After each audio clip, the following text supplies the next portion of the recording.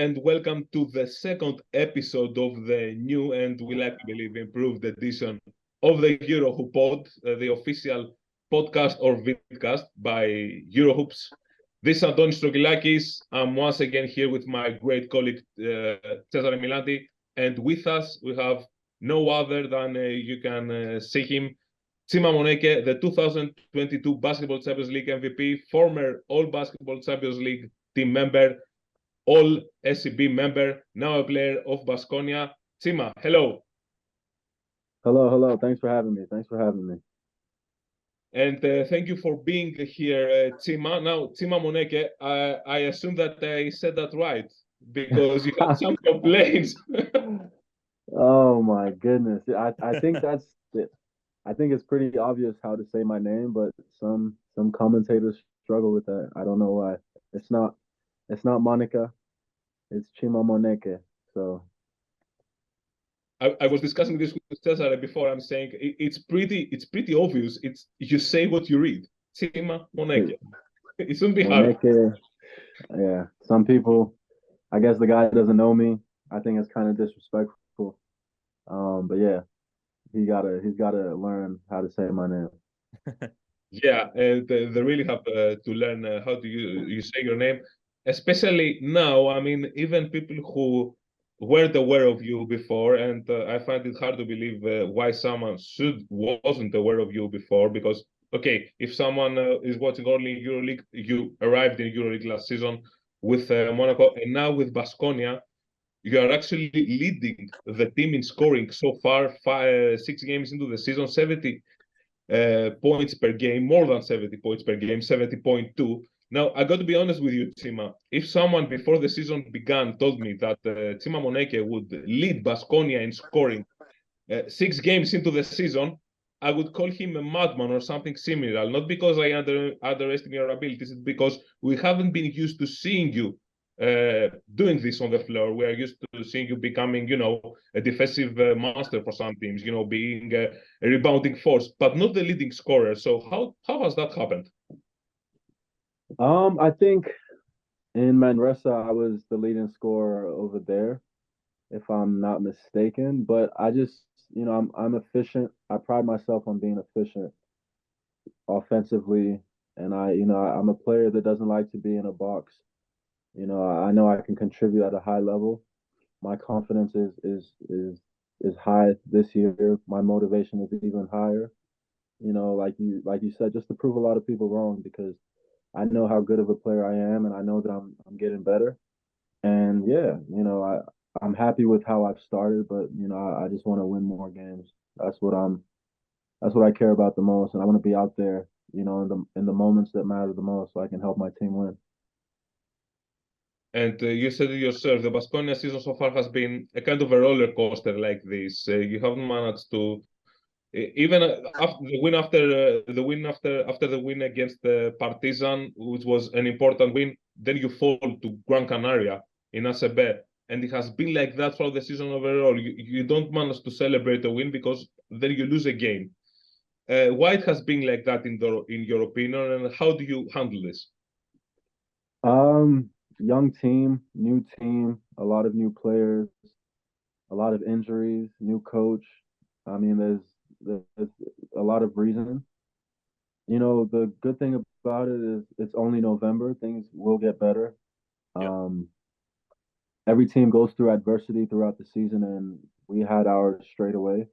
So it's up to us to bounce back and to figure it out, to learn from these moments, and to stay healthy. And I feel like things will come together, and we'll be thankful for these hard moments. Like as Antoni said, that win against Partizan was needed, was important for you guys. You had the go out free throws at the end, being clutch and leading the team to the victory. And we saw that thing with James Nunnally. To be honest, is something that I don't really see like live. The trash talking part, like it's part of the game, we know it, but mostly it's kind of a private thing between the players. You don't see it like being shown on the record in television. Mm-hmm. So do you have those kind of occasions in the past as well, like important trash talking moments during a game with an opponent that kind of pushed you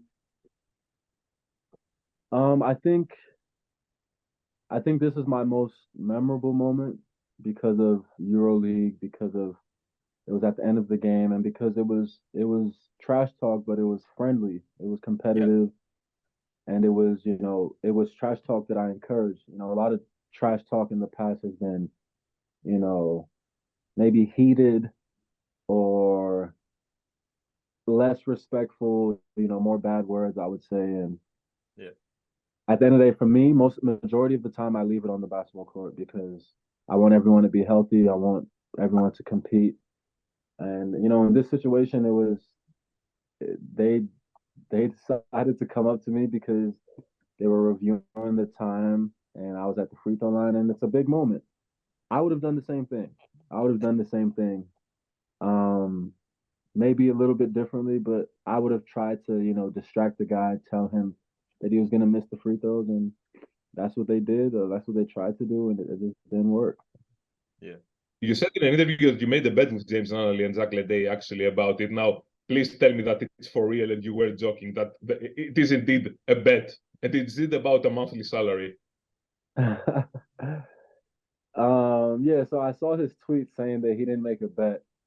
I mean, he was saying I'm gonna miss the free throw. I said I'm not gonna miss the free throw. I said we could bet on it. He said, yeah, we would like to bet on it. But obviously, this is not a bet where I'm like, yo, you need to pay me the bet, or else I'm Yeah, gonna yeah, get okay, upset. of course. This was in Regardless of the the gesture that you made. Yeah, this was yo, I bet you I'm gonna make the shot. We can bet whatever you want to bet on it. He said, yeah, we'll bet whatever. I said, all right, your monthly salary. He said, yeah, I'm cool with that. And then that's when Zach Ledey starts smiling and nodding his head. And then that's why after I made it, I said, I'm coming to collect the bet as a joke, as a friendly thing. And then I started doing the money sign. I don't know why I would lie about that. All of that was documented. And it's not like I'm gonna come to Serbia and be like, yo, I need my money. I'm just saying that's what the bet was. I don't want to take their money. I'm happy with how much money I'm getting, and I'm happy with the win. Well, if they don't give you the money, maybe you can, send some guys to them. I'm just joking, of No, course. So nothing like that. no, no, no. I and, don't move like that. Don't worry. and living talking about money, actually, there was one guy that got tons of money during his career, which is Luis Cola, of course, being such a legendary player for all the teams that he went to. And he was especially a prominent figure in Baskonia from 2000 to 2007, leading the team to Final Fours, ACB titles, and stuff like that. Before the game against Partizan, it was his jersey was retired. Would you like in the future to establish yourself in a club in such a similar fashion? Like, is it a dream of yours having a jersey retired? Because for some players, it's actually a dream. Like, it's actually something they want to achieve during their career. 1,000%, 1,000%. I was saying this actually in that moment. I was saying it to Marcus that that's something I want. I've achieved everything that I want to achieve except for two things. I want to win a EuroLeague title, and I want to get my jersey retired wherever it will make the most sense. To have a moment like that to celebrate with your family, to celebrate your achievements and your accomplishments, I think it's incredible. That'll last forever, even when he's gone. And yeah, I think win a EuroLeague title and have my jersey retired. Those are the last two things I want to do. So yes, absolutely. Yeah. That was the game with the win over Partizan. The Luis Cola jersey retirement was also the first game with Dusko Ivanovic and without Joan Peñarroya. After it was officially announced that Peñarroya is out of the team, you tweeted, this business is unfortunate, a really good person, and that's what I care about the most, good luck coach. Were you surprised to see him out? I mean, I think everyone heard the rumors for, a week or two before it happened. I was surprised that about the rumors, as a player, I came and this is the first time I've played on a team that's fired the coach during the season. So, yeah, it was surprising. And I think what makes it even more sad is just the way he handled himself throughout the whole situation was very, very incredible. He was very professional. You know, he would address it and be like, listen, you know, it's a tough time, but you know, I'm still gonna come to work, and I admire that so much. You know, for me, this is basketball, and you know, as a coach, you can be good at X's and O's, but for me as a player, I need a coach that is a good person as well. And Peñarroya was that. You know, he's an incredible person. He's a great guy, and I genuinely wish him the best. That was impressive also because after the rumor started appearing, everyone was bombarding him with questions. It wasn't they weren't asking him so many questions about game specifics or what happened in this game and what happened in the other game. They were always asking him about his future, and he handled it with a very great way, as you said. Yeah, he was incredible the whole time. Every time he lost the game in that period, they asked him about it, and his answer was the same. And then he came to work as if nothing happened, and he was coaching as if he would be there the whole time. You know, so yeah, all my respect to Joan. Yeah. Now there's Dusko Ivanovic on board, and I know that you are right after a practice with the team. And this practice is also in the aftermath of the home loss to Gran Canaria. Now, what's your take? I know that it's too soon. He has a week? It's a week, something more like that, with Dusko Ivanovic on board. What's your take on him so far? What are your first impressions of him? And what's your take on Dusko Ivanovic's practices? Because there is a notoriety behind them on how tough they are, on how physical they are. I I don't know what his practices were like before, but yeah, they're long, but especially because he just got here, we need to learn the plays and we need to do the plays longer than maybe normal. I don't know because it's still early, but yeah, we compete. You have to be in shape. You have to yeah, you have to love basketball to like enjoy getting through practices. And I love basketball and I love playing and I get in better shape. So for me, I don't really have any problems or complaints. When he walks in the room, he commands a lot of respect and he commands a lot of, attention, and he's very businesslike with his methods. And to me, I don't really have any problems with that. Yeah, it's early, but yeah, I'm fine with how he coaches, and yeah, I just want to do my best to show him that he can count on me more. That's all. And like moving a little bit away of the Baskonia topic, right after you signed with Monaco back in the beginning of the year, we called for an interview on Eurohoops.net, and you said, you know, after what happened with Sacramento, with the whole thing there in the NBA, I want to stay for a long time in a team, to establish myself in a team, and actually to find my way in a certain club. Of Yeah. course, we know that that experience with Monaco lasted only a few months, and then you decided to come to Baskonia. Can you drive us through those months, actually, and why did you decide to sign for Baskonia? Yeah, I left Sacramento and then I came to a situation where I thought I would play more and help the team more, and it didn't turn out that way. Um, yeah, But it was a were you situation where expecting more straight from the beginning, or is it something that changed like throughout the experience? no, I mean, I remember watching they played Partizan at Partizan, and I remember watching that game, and I had a feeling that I was coming to Monaco, and I was watching the team, and I thought I could come in and play 15, 20 minutes a game on that team. And yeah, the coach didn't really like me, so that's my experience ended up being not what I wanted it or expected it to be. I had a contract for this year, and the coach told my agent in early July that he didn't want me back, and if I was on the team, he wouldn't play me because I wasn't his type of player. Um, so it wasn't my decision to leave. Yeah. I thought I was still going to be there, but it worked out really well because if I went there, I wouldn't have been playing and I would have been frustrated and people would have just thought I'm not a good player. So I'm happy that I get to prove myself, but I'm also pissed off because of the situation. And yeah, it's a big part of my motivation for this season to just be wanted again and just to prove that, I'm one of the best players, especially at my position in EuroLeague.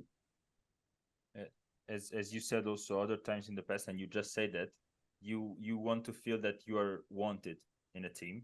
And in the first experience you had professionally in Rouen in the second division in France, you were cut, if I'm not mistaken, 3 games into the season.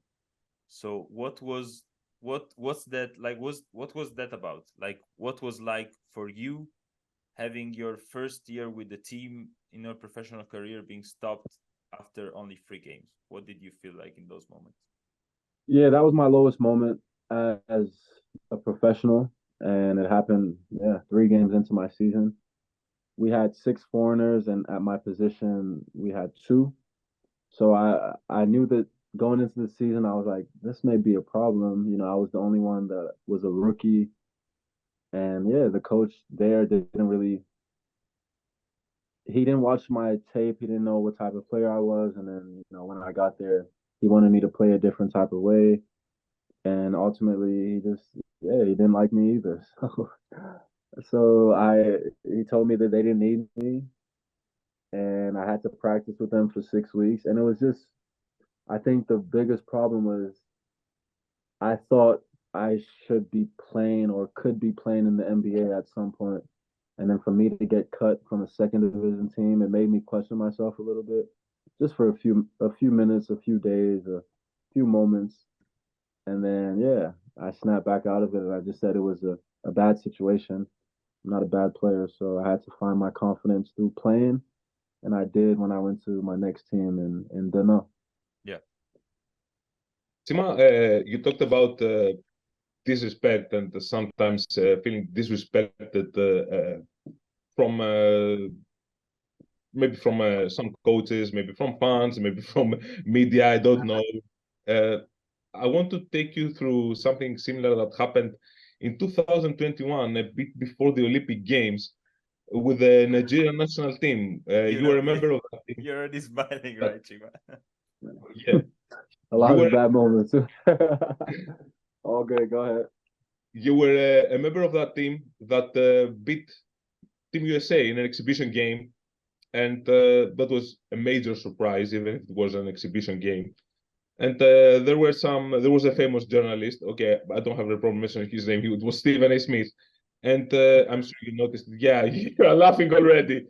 And he was acting like the definition of disrespect, in my book at least. He was mocking the names of Nigerian players, acting like he doesn't know some of them, even though many of them played in the NBA, and I'm sure he's heard their name correctly and knew who were that about. How did you feel when the whole thing started? When you hear such a prominent member of the media, a player who is a player, not player, a journalist who is influential in his position, because he has a lot of followers and many people follow what he says and what he talks about. How do you feel when he talks about your team members like that? Yeah, I remember we all sent it in the group chat and we're all just talking about it. But I think more on the personal side, the way he was pronouncing the names, just as a human being and as a journalist, do your research and try to pronounce the names correctly. Don't say it in a mocking way. That's the only thing I really took disrespectfully, just the lack of interest in pronouncing our names right and the way he said it. But I mean, to the casual fans going into the game, they expected us to lose by 30, and that's okay. We had a lot of NBA talent. We had a lot of guys who weren't in the NBA, myself at the time included, that can play with a lot of guys in the world. So to the casual fans, if you have someone that is Kevin Durant versus someone that doesn't play in the NBA, you would think that team would win, every time. But basketball, there's a lot of talent outside of the NBA, and we saw it this past summer with the World Cup. NBA talent losing games and things like that. There's a lot of talent in the world. There's just not enough space in the NBA. But yeah, a lot of guys can play in the NBA in the right situation. So just be more mindful of that. That's all. What's the situation with the Nigerian national team now? Because there was about 2 year stretch, and you're smiling, and that's not a good smile, I think. No, yeah, no comment on Nigeria. I wish them the best with that, but nah, it's just bad. Especially like I said, no comment, but I'm gonna make a comment. But yeah, after the USA game, everything just went downhill for a lot of reasons, and now I just have no interest in playing for Nigeria again, which is very sad and very unfortunate. But it is what it is. It's okay. Do you feel that, from what you are saying, I can assume that you are not the only player who feels that way from that team? Oh yeah, for sure. Okay, I won't get into the details of that because maybe we can talk about some more fun things. I want to ask you something about Ekpe Udoh, one of your teammates who had a short EuroLeague run, but as successful as it can be. Final Four MVP, won the EuroLeague, and that also earned him. I don't know if that was that earned him the ticket back to the NBA. It was his overall performance that season. Do you keep contact with him, and did you talk with him? Did you talk with him before moving to Monaco about EuroLeague, etc.? Yeah, great guy. We talked, and I talked to him. I remember I ran into him in summer league. He's a coach now. And I saw him, and yeah, whenever he has words of encouragement for me or words of advice, he reaches out. Whenever I have anything for him, I reach out. But he's just a great person, a great veteran. And yeah, his run with Fener was incredible. What he did there was amazing. But in terms of advice before coming to Monaco, no, I think we talked about. I think I told him that I was going back, and he understands the journey because he was in the NBA and had to take a detour to get back, and But no, in terms of that moment, we didn't speak about anything. But he's someone that I look up to dearly, and I have a great relationship with him. Yeah, and talking about people with whom you may have a closer contact or closer relationship. Right now, you're leading your team in scoring, and there's a friend of you who's leading his team in assists per game in the Euro Cup, steals per game in the Euro Cup. One of the best scorers of the whole Euro Cup, which is TJ Shorts. After what he done with Bonn, right now is dominating with Paris. So, what do you think about his season now, and what do you think is the upside for him in the future? Maybe playing with you, maybe. I mean, Vitoria, is a team that accommodates a lot of guards. Many guards that started in EuroLeague made a name for themselves in Vitoria. There's a long history. Shane Larkin, Darius Thompson last year, he earned that contract in FS Victoria. Baskonia has a history of bringing guards in EuroLeague and making them help them elevate to the next level. Right, Mike James, Vildoza, yeah, the list goes on and on and on. But yeah, TJ is my actual absolute best friend in the world. Like we have a Snapchat streak that's over 5 years now. It's crazy. But I'm not surprised by anything he's doing. To me, he's the best player in Europe that's not in EuroLeague. And I'm probably biased, but I feel like he should be in EuroLeague this season. But the coach went from Bonn to Paris, and it was a comfortable situation, and Paris is trying to go to EuroLeague, so it makes a lot of sense for him to be there. But yeah, I think he's going to be MVP in France and in Euro Cup. I watch all of the games that I can of his. If I'm not busy, I'm watching his games. We're FaceTiming after. We're sending each other Snapchats and messages, and yeah, it would be amazing to play with him. But I want him to be focused on his journey. Yeah. If his journey isn't meant to be playing together, then I wouldn't mind, beating him whenever he comes to EuroLeague, and that'll be hopefully probably next season. So we'll see. Well, Paris have set the foundations. The Euro Cup format is tricky with these knockout games, but if Paris wins the EuroLeague, then TJ is in EuroLeague, essentially, with Paris maybe. So I have one last question to make to you about Baskonia before we move into some flash cues. Vitoria, they love their basketball. They love the basketball. They have a historic club, a big club. They are passionate about their team, and you have been a player who was always feeding off the passion of the fans. We saw it. We really saw it in Manresa. You're an energetic player. You get the energy from the crowd. You add your energy, and this creates a great mixture on the floor. So, what can you tell us about your how do you do that also in Vitoria, and the way Baskonia fans also help you? Yeah, I mean, that's just me naturally. I feel like if you're paying your money to come and see basketball, you want to be entertained, you want to come back. And I feel like I want to give the fans a reason to come back every time. And, the fans have been amazing. The fans have supported me, and I just want to give them more wins and continue to be myself. I always play hard whenever I'm out there. I make mistakes, but I always give 100% of my effort, even when I'm hurt. I play, and the fans appreciate that, and I'm super grateful for it. And another thing I love about the fans is like if they see me out on the street, see me doing grocery shopping, or see me on the phone or driving or something, they are really respectful and they say hello, but they make sure they're not like bothering me.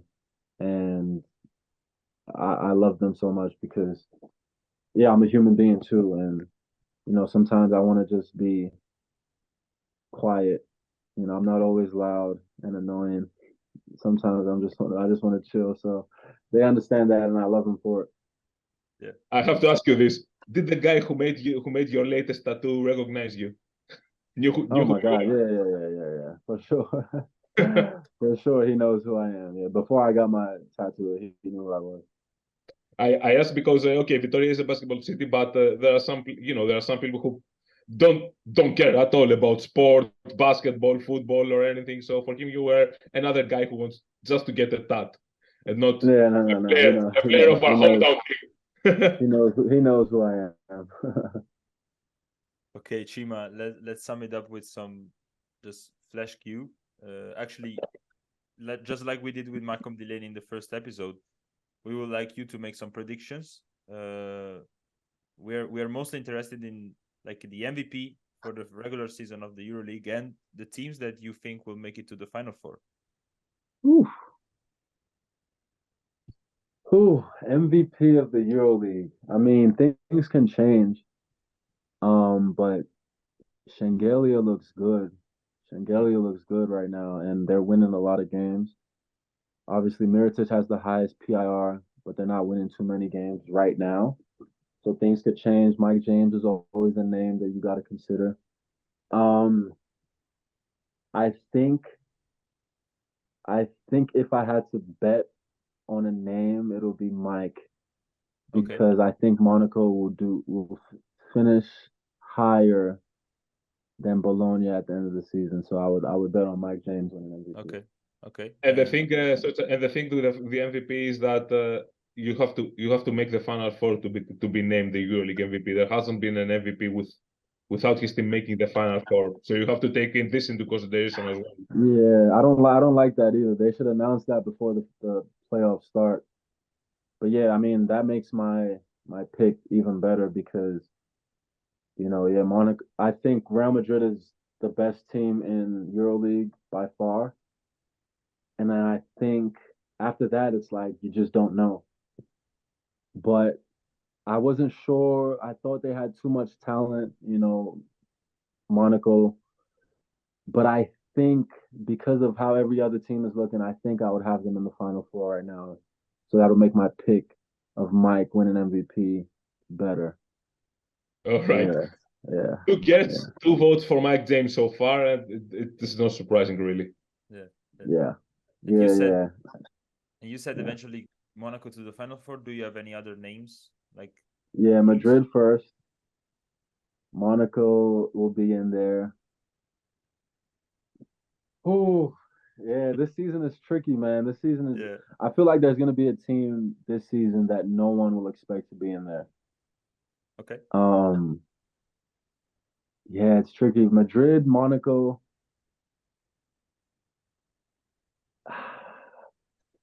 We're challenging. Barcelona is playing great so far, despite changing Barcelona, the coach. yes, Barcelona is playing great. Valencia is playing great. But I just feel like this season something different will happen. So I'm gonna go out on a limb and say Bologna. Wow. I could be really super wrong. Bologna, Madrid, Monaco, and Baskonia. Okay. Okay. Let's go. You can't not choose your team. It would be Of wrong. course, It would be you wrong. guys So picked wrong. Malcolm Delaney was the first guest. He doesn't have a team, so he made his. Obviously, I'm picking my team. Come on, guys. Now, just to ask a quick question before we say the farewell, just give us a small comment if you can about the upcoming game against Olympiacos. Yeah, so next game is at Olympiacos. Always a tough place to play. I haven't played there yet. But talented team. That's a team that beat me and my team last season to get to the finals. So yeah, there's nothing personal, but I just want to go out there and continue to play well and help the team win. I respect them and I respect the organization that they have, and it's going to be a tough game. So yeah, You said got to be ready for it. You said it's nothing personal because of what happened last season, I assume. Yeah, because the Olympiacos fans always like there was some people still message me or comments and say even 28 now, even now, you're Oh, I playing mean, at yeah, Monaco. There like are so many months after this game. How come they message you even now? I don't know. I don't take it personal. Okay. But yeah, they still. I forget the score of the second quarter. It was 27-2 or 27, Yeah, something whatever. like I think it was 27-2. But like, I will get those comments. I'll get those DMs sometimes, and I'm probably gonna get some more after me just saying it that. I now. want to But clarify. So please, you still get messages by Olympiacos fans. Okay, I know they're passionate, but it seems crazy for me that you still get the messages. yeah, I mean, it was a historic third quarter. It was Obviously, a historic third quarter, the big win for them, a comeback win. yeah, we were on the wrong side of it, but yeah, for me it's not personal. They played better that day, and yeah, I don't have any problems with them or the Serbian fans either. Chima, thank you so much for being with us in the second episode of the podcast. It was No great problem. talking to you. It's always a pleasure talking to you. You are a beacon of positive attitude, man. It's amazing. Your smile, the way you talk. It's lovely talking to you. I appreciate that, man. Thank you so much. Stay tuned. So that was Chima Moneke, the guest for our second episode of the EurohooPOD. Baskonia faces Olympiacos on the road. It's the first game of the next round of EuroLeague Thursday. So good luck, Chima, and farewell. Safe travels. See you, Chima. Later. Thank you, guys. Thank you. Now, after Chima Moneke, Cesare will have to proceed to the EuroLeague action that we have this week. Round 7, plenty of games before the double game week. And we begin with Chima's game, Baskonia visiting Olympiacos. It's the first game of the week, or Olympiacos hosting Baskonia, what in any way you might want to call it. Then we have Anadolu Efes against Zalgiris Kaunas, Maccabi against Bayern Munich, Partizan versus Fenerbahce, Milano against Valencia, Real Madrid against Virtus. Way too many games on Thursday. And we have just 3 matches on Friday. We have Alba Berlin against Panathinaikos, Barcelona Cervena Zvezda, and the French Derby. Yeah. Monaco against ASVEL. Now, Cesare, if I have to ask you, pick 3 games this week that are must-watch television. Not necessarily for because we might have a spectacular game, we might have the star players in this game, we might expect big performances. It might be because the teams might need the result, because we might see close battles, because there are some special figures dominating each game. So if you have to pick 3 games that are the games of the week, what games are they? You talked about special figures who are dominating the game, and we cannot start by not mentioning Toko Shengelia, MVP of October. Definitely. Best player probably in EuroLeague next to Mike James at the moment. And some would say Toko first, James second, but yeah, close. Yeah. And Virtus and Toko are visiting Real Madrid. Real Madrid didn't play against Maccabi. The game was postponed last week. And Real Madrid is the only undefeated team at the moment, with, of course, one game less, but still undefeated. And this is probably undefeated. Sorry to say, undefeated in general. They haven't lost in an official game anywhere. Yeah, that's amazing. Exactly. And Virtus will have to face Real Madrid to keep on possibly surprising everybody. It's definitely the toughest challenge for Luca Banchi's team so far, but they had a pretty solid game, pretty solid performance against Anadolu Efes, with once again Toko Shengelia shining, once again Marco Bellinelli doing the little things coming off the screens, Jordan Miki another impressive game at the 5 position, and that's going to be interesting because, you know, Jordan Miki has played for Real Madrid in the past, so he's visiting his former team. Eddie Tavares is not playing his best basketball, let's be honest. Poirier is stepping up for Real. But yeah, it's going to be very interesting to see if actually Luca Banchi's team can defeat the monster at the moment in the EuroLeague. And also Virtus is coming off its first loss in the Italian league against amazing Cremona in the weekend. And so yeah, that's my definitely the pick, like my first pick for the best game of the week. Another impressive showdown will be the French derby, as you said, Monaco hosting ASVEL. I saw live Monaco playing in Milano, and to be honest, I'm not the biggest fan of this team at the moment. They are 4-2 in the standings, but I think they still need more impressive performances in terms of shooting from its big men.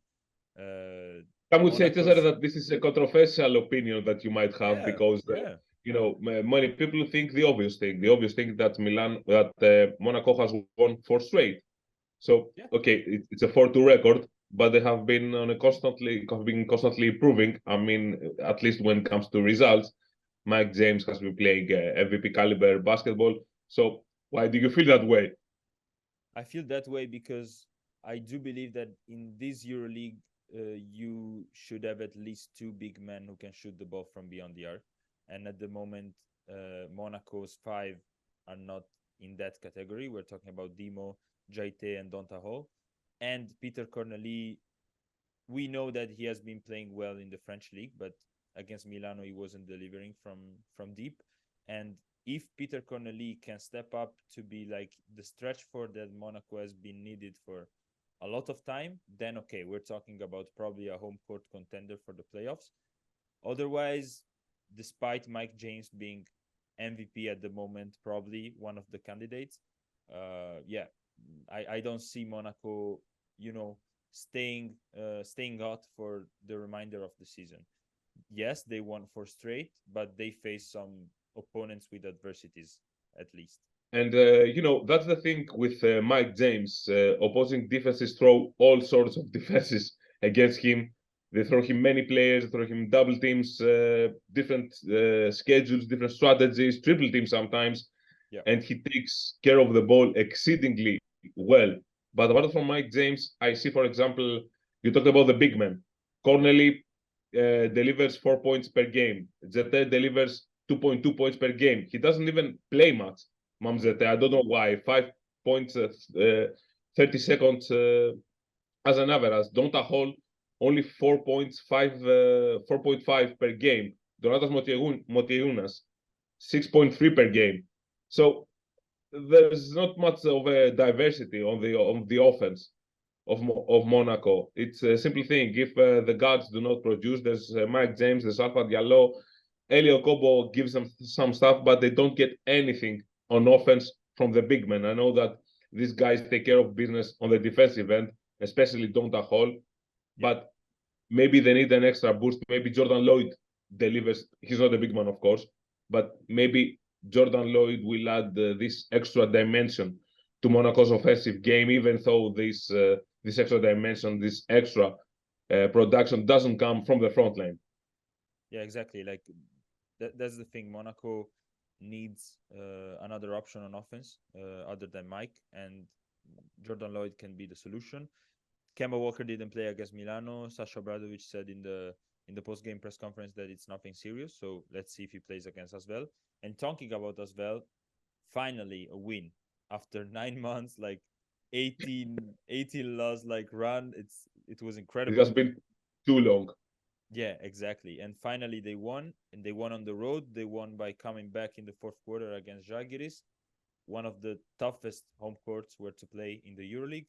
And finally, we're seeing something out of these players. These players seem dead with TJ Parker, with all due respect, but yeah, they seem dead. And now, wow, you're being way too harsh on this, Cesare.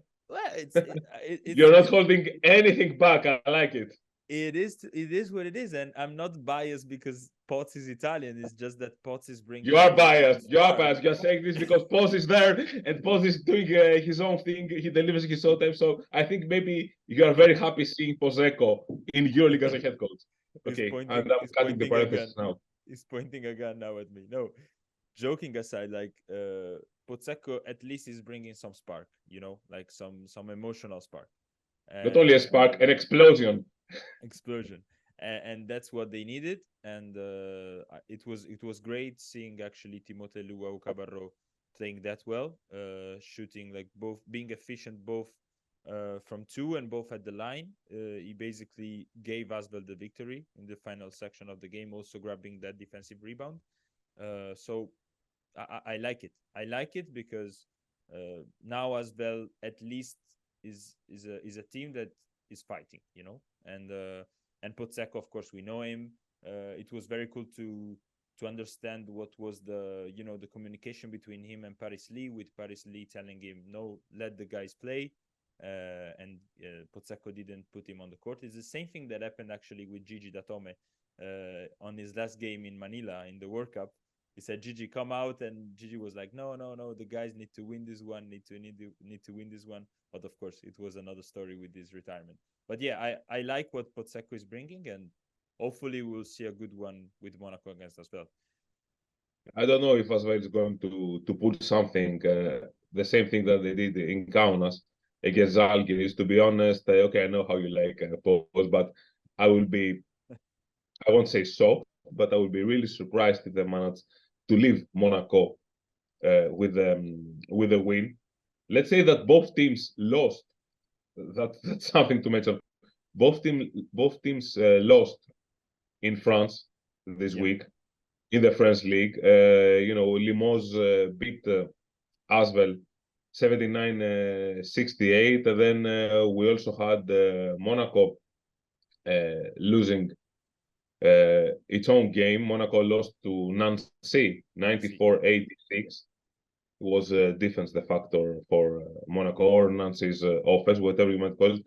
I don't really see Monaco. Let's face it, it is the superior team. Okay, Pozzecco, maybe he rejuvenates the entire ASVEL team, rejuvenates the players, he brings that spark, as you said, and takes the maximum out of them, the maximum that they can deliver right now, because he still has a lot of work to do, especially on the tactical department, because it's one thing to come on the team every time. It's a cliche, but it's true. Every time that there's a coaching change on a team, this team on the next game, on the first game of the new coach, they play better. They play with an extra motivation. They play with an extra energy. They try to bring things on the court, also because they want to make a statement that there's nothing wrong with us as well. We can play our game. We can win games. We saw that happening, for example, last week with Baskonia against Partizan in the debut of Dusko Ivanovic, where they managed to beat in the debut, the third. I have lost count in his return to Baskonia, Partizan, thanks to Chima Moneke, as we talked before. They managed to get Baskonia managed to get the win over Partizan. But it will be an interesting game to see, and we will see if the problems that you mentioned that Monaco has are in a way exposed by ASVEL and Pose. On my part, I expect, for example, Jordan Lloyd to play much better. because he had a really solid debut in the French league, the season debut, because he was coming off a back surgery, and he needs some time to adapt in EuroLeague, which is completely different case than the French league. So I expect him to be better. And Jordan Lewis has been, the ace on Sasha Obradovic's sleeve also last year. Every time there was a problem on offense, every night that those nights that Mike James couldn't find his way to the basket or couldn't deliver assists to his teammates or couldn't generate buckets as well as he usually does, Jordan Lloyd gave that solution, unlocked the offense of Monaco, and was a pivotal factor in many wins. So that's it, Cesare. Yeah. I was just about to say that my third game of the week would be Partizan against Fener, because Partizan at the moment is one of the best team for offensive rating. They produce 118.3 points over 100 possession, slightly behind Virtus Bologna. It's gonna be interesting to see how they bounce back after the defeat in Vitoria, and also it's always interesting to see the showdown between Zeljko, the mastermind, and the student Dimitris Itoudis, who turned as well into a mastermind. And Fenerbahce actually is 5-1 in the standings, one of the best teams so far in the EuroLeague. I don't know if that 5-1 is actually true in a way, like if they're actually a team that you see them and you feel like it's one of well, it is true because it is there in the standings. It's in the standings, but just like I said with Monaco, probably they face some opponents with adversities, with some difficult moments, and they took advantage of that, of course. One of the things that I like the most so far for Fener is Papagianni's run from 3-point range. Is being delivering so far, and 9 out of 12 in the EuroLeague, and clutch 3-pointers in the close win against Olympiacos last week. Exactly. And talking about Olympiacos, do you see Olympiacos game against Baskonia as one of the games of the week, or do you feel another way? Definitely not. I honestly expect, I wouldn't say expect a reaction, because we saw a reaction by Olympiacos at Fenerbahce. They were down by 16 points, and if they made some things different in the last seconds, I'm not going to talk about the foul of Nigel Williams-Goss. Nigel Williams-Goss, for example, he could have hit the floater, the ball could have go in. Nikola Milutinov could have dunked the ball in this last second, and maybe the game would go to overtime. Of course, Fenerbahce could have taken care of business earlier and not let the game be decided in the very last seconds, and with an Olympiacos possession after a decision by the referees that caused some controversy for Fenerbahce. At least they switched possessions in an out of bounds play. But regardless of that, I feel that Olympiacos in Piraeus, Olympiacos at SEP, they are a different team than on the road. They beat FS relatively easily before their game against Fenerbahce. Of course, they lost to Panathinaikos in the Greek league, but in EuroLeague they also beat Partizan Belgrade. That was tough. It was an overtime win, but I think that Olympiacos, I don't feel that Baskonia can be a match for Olympiacos right now. Olympiacos, in theory, at least, they are improving a bit by bit in each game. If you take the Panathinaikos game out of the equation, they are playing a bit better. They played, for example, better against Efes than they played in their previous game. They played the second half against Fenerbahce, especially in the third period. They played some of their best basketball, if not their best basketball this season. Of course, you don't win games by playing spectacular basketball for 10 minutes. You can play spectacular basketball for 30 minutes and then lose the game. We have seen it many times in the past. And I don't think that Baskonia will be the team that will stop Olympiacos in Piraeus. Okay, they have the coaching change. Okay, they beat Partizan. But I think that Olympiacos will get the win, and it won't be much trouble for them. of course, Olympiacos, if they get the win, they are 3-3 now, and they will be 4-3. That's not a bad record at all. No. Even the 3-3 is not a bad record. Okay, the 4-3 is a winning record, so of course it's not a bad record. But 3 wins, 3 losses, considering the schedule of Olympiacos, because they faced Fenerbahce on the road, they faced Milan on the road, they faced Panathinaikos on the road and won. They faced Barcelona at home, they faced Partizan at home. They didn't have any kind of easy games. Yeah. Let's say it like that. Every game they had was at least against the playoffs contender. And most games they had were against the Final Four contenders. Because, let's face it, Fenerbahce, Efes, it doesn't matter that Efes has a problem right now. It is a Final Four contending team.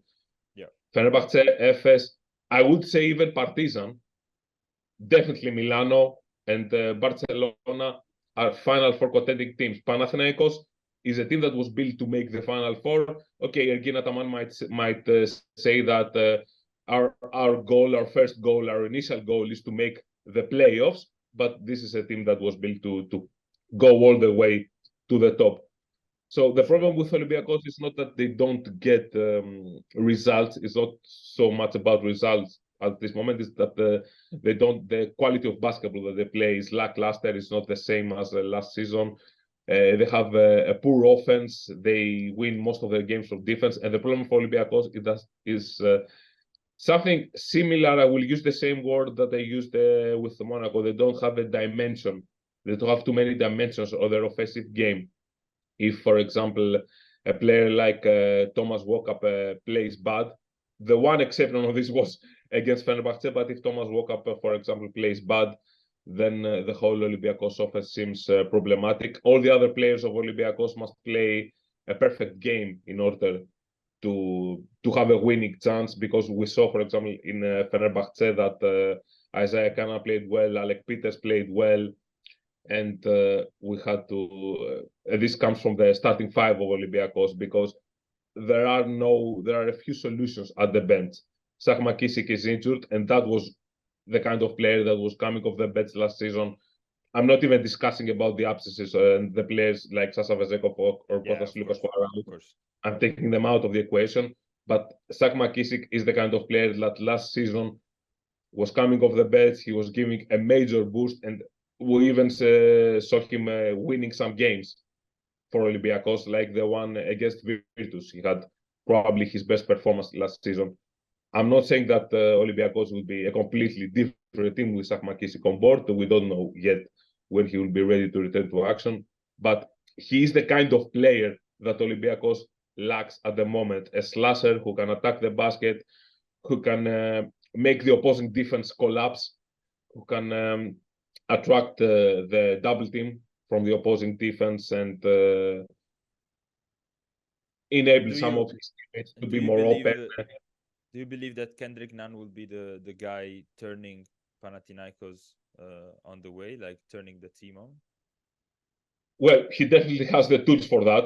You're switching the discussion to Panathinaikos. Well, he definitely has the tools for that. I will be interested. I will be very interested to see how Panathinaikos is a team that is still looking to build the chemistry right now, and is still looking to build chemistry with the current roster. That it's completely fresh roster, a completely revamped roster in comparison to the previous season. So a new player comes, it becomes even more difficult to find this chemistry. Chemistry in basketball is a delicate situation. You know, we use chemistry as a cliche, but it's true. In basketball is chemistry. You might take one ingredient in, some doses of the other ingredient out, and you might get a completely different result. Panathinaikos, I don't know if they needed this kind of player. Maybe they felt that they needed this kind of player because there's also the injury of Ioannis Papapetrou. Yeah. They sure need some offense. The offense of Panathinaikos doesn't work that well. There are some players who haven't adapted so well also in the EuroLeague so far and might need some time, but Panathinaikos needs results. And they got a player who, in my opinion, we might see him in, he's a versatile guard. We might see him in lineups with 3 guards. He's a strong defender. He's a tall guard. And in theory, he will provide solutions to Panathinaikos. He has his style is such that he may not need a lot of time to adapt in the EuroLeague, but that's always tricky because we have seen in the past NBA players that we've seen them and we were telling ourselves, oh, this guy is perfect for the EuroLeague game. His game is the ideal for the EuroLeague game. And then this guy comes and doesn't produce. He doesn't adjust well. Yeah. And in the end, he leaves his team without producing what was required for him. I don't really know what will happen with Kendrick Nunn. I know that Panathinaikos right now, considering that they haven't managed to find the necessary chemistry, of course, it's still early. We don't expect the Panathinaikos to play basketball like the Harlem Globetrotters. It's still for such a new team that would have been a freak. But Kendrick Nunn is a kind of player that if he clicks on the team, if he manages to adjust to the team, then he will bring something completely new. He will completely refresh the offense of Panathinaikos. Obviously, Ergin Ataman ideally would like for Kendrick Nunn to be on the not only on the roster, to be on the active roster for the game against Alba Berlin, because this is a must-win game for Panathinaikos. They are 2-4 in EuroLeague right now. They come from it wasn't a blowout loss in the end against Barcelona, but that was because of specific circumstances. The fourth period, Barcelona, Roger Grimau put on the reserves in, and Barcelona players relaxed a bit. The substitutes of Panathinaikos were really motivated to play, and they didn't stop playing. Credit to them for that. I'm talking about players like Dimitris Moraitis, for example, the Greek guard. But it was a match that Barcelona won easily, eventually, against Panathinaikos. So Panathinaikos will also want to react not only with a win, but with a good, solid, okay, maybe not great, but a good, solid performance, because they really need that right now.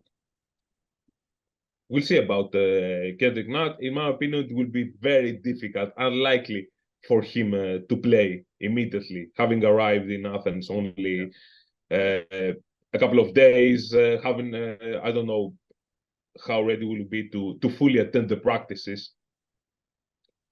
He will have to pass his medical first, then they will see about his physical situation, because he hasn't played since the previous season. So this is a question mark. Anyway, that's a wrap, Cesare, for today, I think. Yeah. A wrap on our discussion about the upcoming EuroLeague round. We have the double game week next week from now. The double round, the double round week. The games in Greece, we like to call it the week of death or something like that. We like to be being dramatic. No, the week of the devil or something like that. We like being dramatic in our descriptions. So to all of our viewers, thank you for attending and watching another version of the EurohooPOD, the second for this season. You can also find us on Spotify if you prefer listening and not watching. From Cesare Miladi, Cesare, adios, and have a nice trip back home. Ciao. Ciao, ragazzi.